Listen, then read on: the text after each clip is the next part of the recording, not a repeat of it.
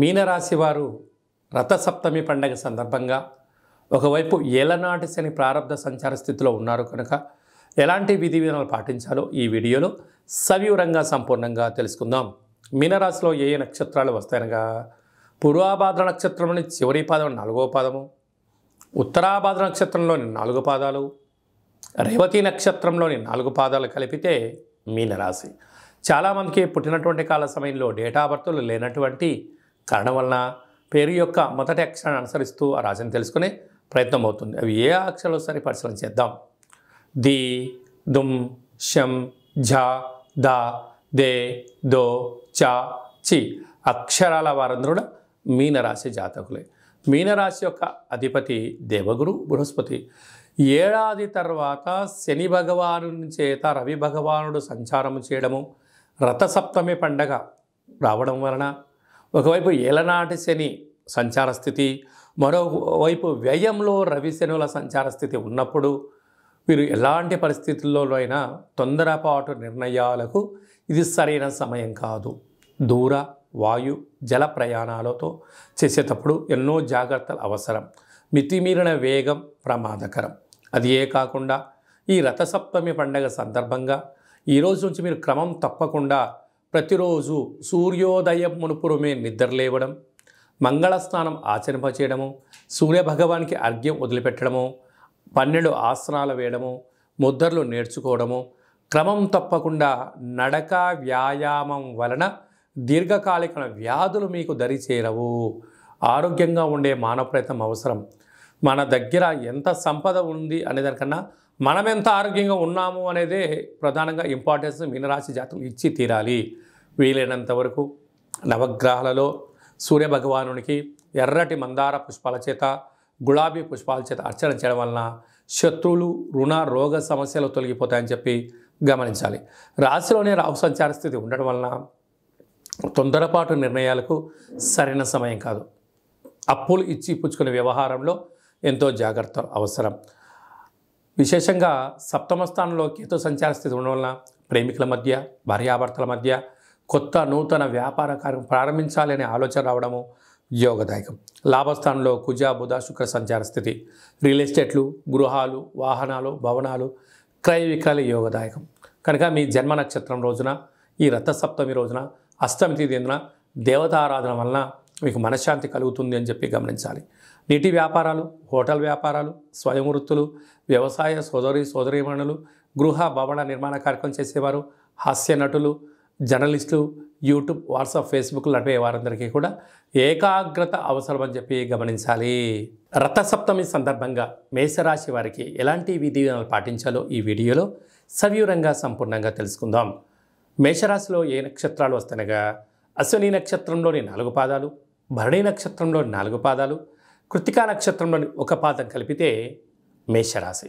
చాలామందికి పుట్టినటువంటి కాల సమయంలో డేటా బర్త్లో లేనటువంటి కారణం వలన పేరు యొక్క మొదటి అక్షరాన్ని అనుసరిస్తూ ఆ రాశిని తెలుసుకునే ప్రయత్నం అవుతుంది. అవి ఏ అక్షరాలు ఒకసారి పరిశీలన చేద్దాం.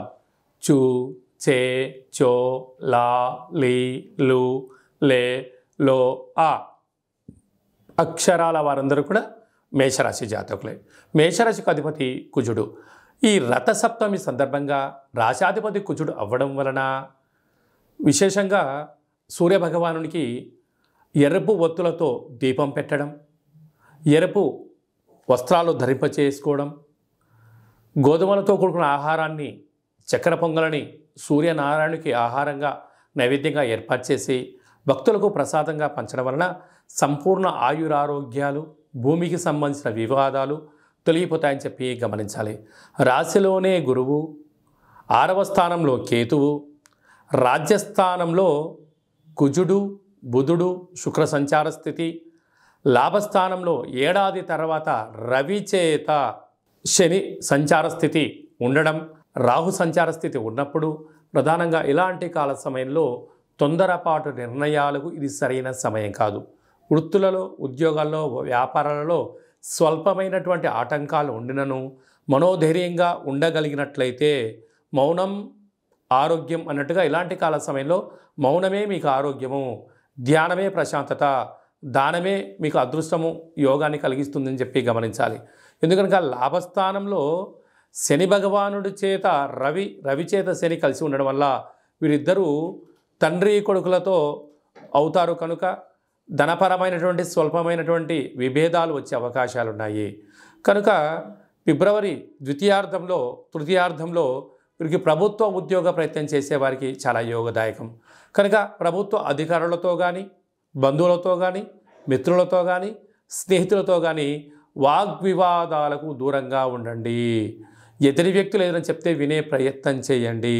విన్న తర్వాత దాన్ని అర్థం చేసుకొని మాట్లాడగలిగితే మీకు ఉన్నతమైన బంగారు భవిష్యత్తు రోజులకు మీరే కేంద్ర బిందువులు అవుతారు. వ్యవసాయ సోదరీమణులకు, సాఫ్ట్వేర్ హార్డ్వేర్ ఉద్యోగస్తులకు, స్వయం వృత్తులు సేవా రంగాల వారందరికీ ఇది చాలా మంచి కాలము అని చెప్పి గమనించాలి.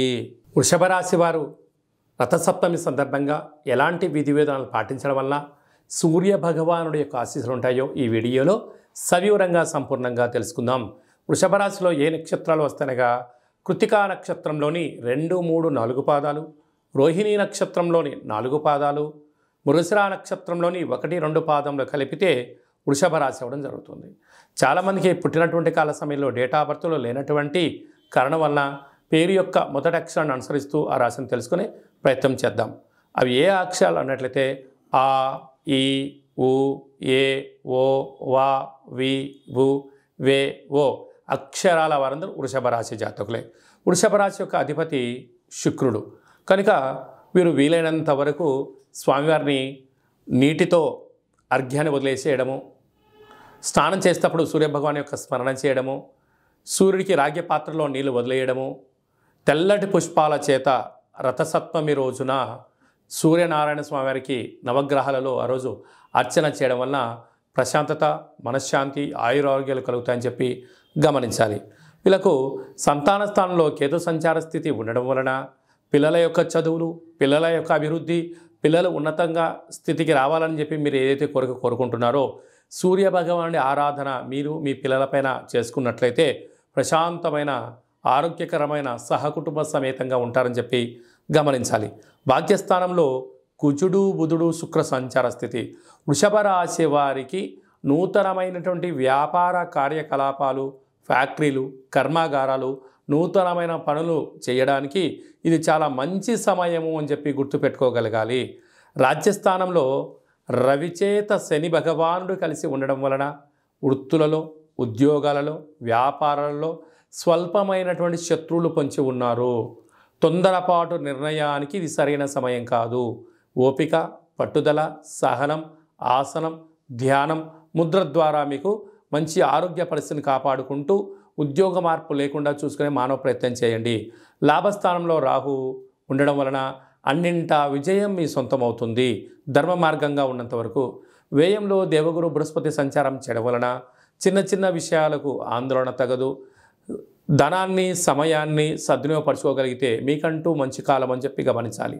హోటల్ వ్యాపారాలు, స్వయం వృత్తులు, వ్యవసాయ సోదరీమణులు, గృహ భవన నిర్మాణ కార్యక్రమాలు చేసేటువంటి వారు, సాఫ్ట్వేర్ హార్డ్వేర్ రంగాల వారికి ఇది చాలా మంచి కాలము అని చెప్పి గమనించాలి.